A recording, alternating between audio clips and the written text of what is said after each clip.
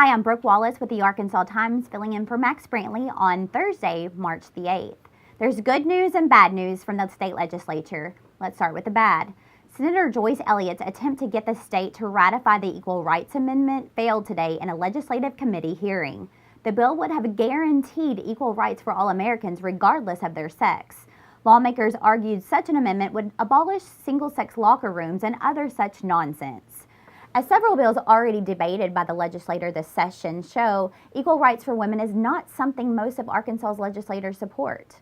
In other anti-woman action, a Senate committee also passed Senator Jason Rapert's bill to ban abortion at 18 weeks. The bill has no exception for health problems of the mother unless they are life-threatening and no exceptions for fetuses that can't survive birth.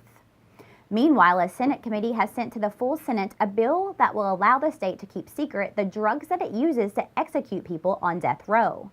Arkansans will no longer be allowed to know where the state is getting its killing drugs from and from whom.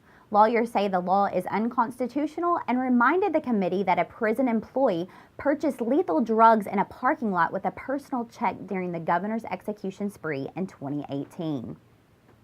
Representative Charles Blake is making another try at removing the Confederate reference in the state flag.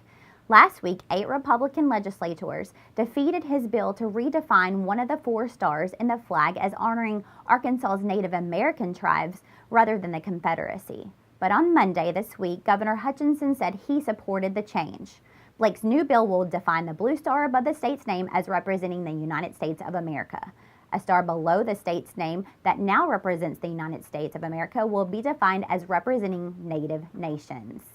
Well, good news from the legislature. The State House Public Health Committee voted unanimously to let the State Nursing Board to license DACA recipients, which are undocumented students who are protected from deportation because they were brought here as children. The bill was introduced by Democratic Representative Megan Godfrey of Springdale and has the support of the governor and the nursing board. A nursing student at UAMS who came to the United States as a 6-year-old spoke to the committee. Godfrey told the members that Arkansas is really desperate for nurses.